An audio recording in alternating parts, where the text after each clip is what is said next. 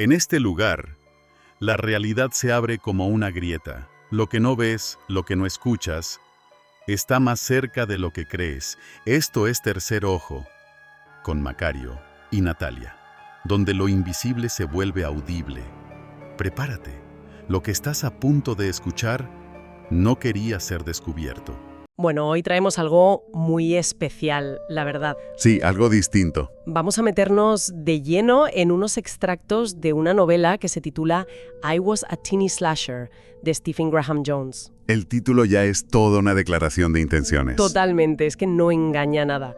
Lo que tenemos aquí es una especie de confesión. Sí. Narrada en primera persona por su protagonista, Tolly River. Y lo cuenta todo 17 años después de los hechos de un baño de sangre que, sacudió su pequeño pueblo de Texas allá por 1989. Y nuestra misión hoy es justo esa, desgranar esta narración tan particular. Exacto. No se trata solo de contar la historia, sino de intentar entender cómo un chaval, un adolescente de un pueblo perdido, se convierte en un asesino en serie. Un slasher como él mismo se define. Eso es. Es una historia sobre amistad, sobre trauma, sobre la vida en un sitio pequeño, pero lo más potente para mí es que está contada desde dentro. Desde la perspectiva del monstruo. Es una mirada desde dentro del abismo. Totalmente. Y para entender ese abismo hay que empezar por el chico que era antes. Claro. Tolly Driver, 17 años, vive en La Mesa, Texas. Y él mismo se describe como un marginado. Sí, un poco el típico inadaptado. Y su única ancla en el mundo, su persona, es su mejor amiga, Amber. Y su identidad, al menos para los demás, está como muy definida por dos cosas muy concretas. La primera, una alergia a los cacahuetes. Pero no una alergia normal. Es algo gravísimo, casi una sentencia de muerte para él. Y la segunda, la muerte reciente de su padre en un accidente de tráfico. O sea, él se ve como alguien frágil. Y odia esa etiqueta. Lucha contra ella. Ahí está una de las claves. Es que la narrativa que nos presenta el autor es fascinante porque, rompe las reglas del género. ¿En qué sentido? Desde la primera página, Tolly te dice, yo soy el asesino. Claro, se carga todo el misterio. Exacto. Elimina por completo el quién lo hizo para centrarse en algo que es mucho más interesante, que es el cómo y por qué lo hizo. Y la justificación que da es muy extraña. Es desconcertante, sí. Dice que todo empieza por su alergia.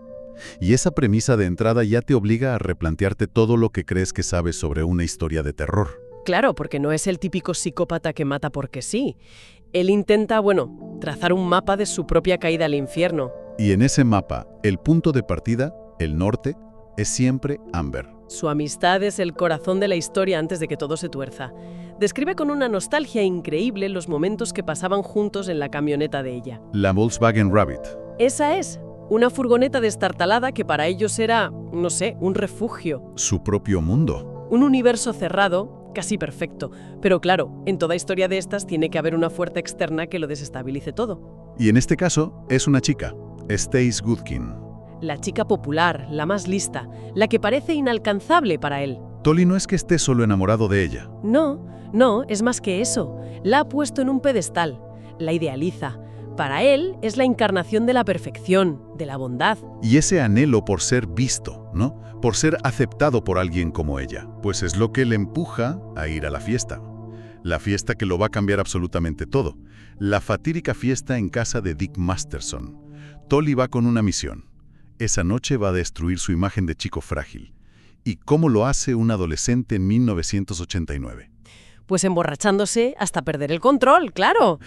Intenta ser alguien que no es, hacerse notar y, Lo consigue, pero de la peor manera posible. Su comportamiento llama la atención de un grupo de estudiantes de la banda de música del instituto. Y deciden que se ha pasado de la raya. Y aquí es donde vemos esa dinámica tan cruel de la vida en un pueblo pequeño, ¿no? Totalmente.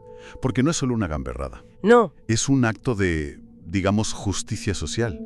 Lo ven como un castigo por salirse del rol que le han asignado. Y una chica, Mel, es la que lidera al grupo. Lo atan a una tumbona junto a la piscina. Forma brutalísima. Y la humillación se convierte en tortura, literalmente. Sí. Mel le obliga a beber un ron con Coca-Cola. Él se resiste, pero se lo meten por la garganta. Y él no sabe lo peor. No sabe que han mezclado la bebida con cacahuetes. Uf. La descripción de la reacción alérgica Es que es terrible, te deja sin aliento. Sí, te lo transmite muy bien. Sientes cómo se le cierra la garganta, la lucha desesperada por una bocanada de aire, o sea, lo están matando. Y esto nos lleva de vuelta a esa premisa del principio que parecía tan rara. La de la alergia. Exacto. Su alergia no es un simple rasgo del personaje, es el arma que usan contra él. Este ataque es el catalizador real. Claro. Lo interesante de esta novela es que la primera masacre no la comete él. La primera víctima es él. El monstruo no nace de la nada, lo fabrican. Lo crean esa noche. Junto a esa piscina. Y justo cuando parece que Tully va a morir ahogado, la historia pega un volantazo y se estrella de cabeza en el terror sobrenatural, más puro. Es un giro tremendo. De la nada aparece Justin Joss. Un chico que había muerto un año antes. Vuelve a la vida, pero no exactamente como era. No, digamos que vuelve mejorado. Ahora tiene una broca de taladro oxidada en lugar de un brazo y, bueno, empieza a masacrar a la gente de la fiesta. Es un cambio de género en mitad de la página. Es como si estuviéramos viendo una peli de adolescentes de los 80 que de repente se convierte en una de terror slasher. Se rompen todas las reglas. Todas. Y en medio de esa carnicería pasa algo que nadie se espera. Stace Goodkin La chica idealizada. se convierte en una heroína de acción. Le clava a Tully una inyección de epinefrina, le salva la vida y se enfrenta a Justin Joss. Increíble. Y Tully y Amber consiguen escapar por los pelos en la camioneta, pero en medio de todo ese caos ocurre el momento que lo sella todo. El momento clave. Stacy golpea a Justin con un bate de béisbol y 2 gotas de su sangre, de esa sangre sobrenatural, caen sobre un pequeño corte que Tully tenía en la frente. Parece un detalle mínimo en medio de la masacre. Pero es el punto de no retorno, ¿verdad? Totalmente. Y es fascinante cómo el autor describe esa infección. No es una posesión demoníaca clásica, ni un pacto con el diablo. Es más biológico. Es casi como un virus, sí. Un virus que reescribe su biología y sobre todo su percepción del mundo. Y lo primero que le roba esta infección no es su alma. No, es algo mucho más sutil. Los colores. Exacto. De repente su mundo se convierte en una película en blanco y negro. Una escala de grises. Es una metáfora potentísima de su desconexión con la humanidad. Y a partir de ahí, los síntomas se agravan. Empieza a sufrir desmayos, pérdidas de conocimiento. Apagones, los llama él. Y durante uno de esos apagones, se transforma por primera vez. Cuando vuelve en sí, descubre que ha matado a Shannon y Leslie. 2 de las chicas de la banda que participaron en su humillación. Y lo ha hecho llevando una máscara improvisada con los cinturones de cuero de su madre. El slasher ha nacido. Y aquí es donde el personaje de Amber se vuelve absolutamente crucial. Totalmente. Es la única que puede empezar a entender lo que está pasando. Y lo hace gracias a su cultura popular. Es una friki de las pelis de terror, reglas de Halloween, de Viernes 13, y se da cuenta de algo terrible. Que su mejor amigo no se ha vuelto loco. No, se ha convertido literalmente en el villano de una de esas películas. Me parece increíble ese papel de Amber. Porque, a ver, en cualquier otra historia de este tipo, la mejor amiga sería una de las primeras víctimas. Un personaje secundario para añadir drama. Claro. Pero aquí no. Aquí se convierte casi en la coprotagonista, en la investigadora, que es lo que hace que su papel sea tan fundamental. Creo que ese es el verdadero giro trágico de la novela. La afición de Amber por el cine de terror, de seguro que era algo que compartía con Tully, algo que les unía. Un juego para ellos. Exacto. De repente se convierte en un manual de supervivencia. Su conocimiento es su arma, pero también es su cruz. Tiene que usar las reglas de un juego que le encantaba para cazar a su mejor amigo. Es que no lucha solo contra un monstruo, lucha contra el recuerdo de la persona que fue Tully. Y lo pone a prueba, además, de formas muy metódicas, casi científicas. Es alucinante. Sí. Lo lleva al campo de fútbol del instituto, le cronometra en una carrera de 40 yardas y el resultado es que Tully es inhumanamente rápido. Y hay más pruebas. Luego, en su casa, mientras preparan algo de comer, Amber se da cuenta de que los cuchillos de la cocina emiten un sonido muy particular. El ching. El sching, sí, sacado directamente de las películas, pero solo cuando Tully los toca.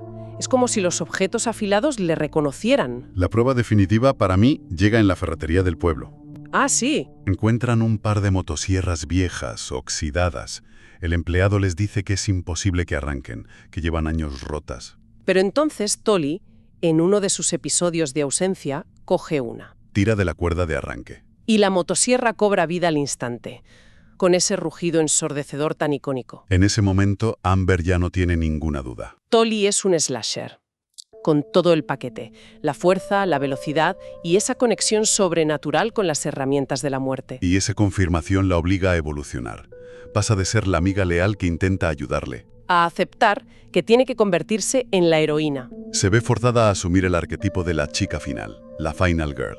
Exacto. La única que tiene el conocimiento y el valor para enfrentarse al monstruo. Pero no es una transformación épica, ¿sabes? Es desoladora. Ella no quiere ser la Final Girl. Se ve arrastrada a ese papel. Lo que la hace tan peligrosa para él es que su arma definitiva no es un cuchillo. Su arma es el conocimiento. Conoce su origen. Y, por lo tanto, conoce su debilidad. La confrontación final es en lo alto de un silo de grano, un escenario muy de peli de terror rural. Y allí, Amber usa el arma más lógica y a la vez más terrible. Un tarro de mantequilla de cacahuete. Usa su vulnerabilidad original, el catalizador de todo, para intentar detenerlo. Es que el viaje de Tully es devastador. De adolescente marginado a víctima y de ahí a monstruo infectado. Y todo nos llega a través de su propia voz. La de un adulto melancólico que recuerda 17 años después cada detalle de la peor época de su vida. Sí. Al final, más que una novela de terror, se siente como una larguísima y trágica carta de amor y de disculpa a su mejor amiga. Totalmente. Por eso la estructura de confesión es tan potente. Todo el texto es un acto de memoria, un intento desesperado de procesar un trauma que lo ha definido por completo. Pero, ¿para quién es realmente esta confesión? Buena pregunta. Él dice que es para que Amber entienda. Pero, a ver, ¿es un intento de pedir perdón? ¿De justificarse? ¿O es un intento de convencerse a sí mismo de que el chico que fue, el amigo de Amber, todavía existe algún lugar ahí dentro? La historia termina con esa nota tan ambigua. Tully, 17 años después, trabaja en un desguace rodeado de los restos de otras vidas. Y un día, a lo lejos, ve a Amber. Ha ido a buscar una pieza para su coche. Y no va sola, va con su hijo. Y Tully, al verla, se esconde. No se acerca. Teme que su simple reencuentro pueda reiniciar el ciclo de violencia, como si su historia estuviera destinada a tener una secuela. Y eso nos deja con una pregunta final para reflexionar, ¿no? Si la infección de un slasher, como Tully, está ligada a la venganza y a las reglas de un género cinematográfico. ¿Puede el monstruo descansar de verdad mientras la chica final siga viva? O, planteado de otra forma, si Tully escribe toda esta confesión para Amber, ¿qué es realmente? ¿Una advertencia? ¿Una amenaza velada? ¿Puede un monstruo pedir perdón de verdad? ¿O su mera existencia es la promesa de que la secuela siempre es posible? Así termina esta visión. Pero no creas que termina del todo.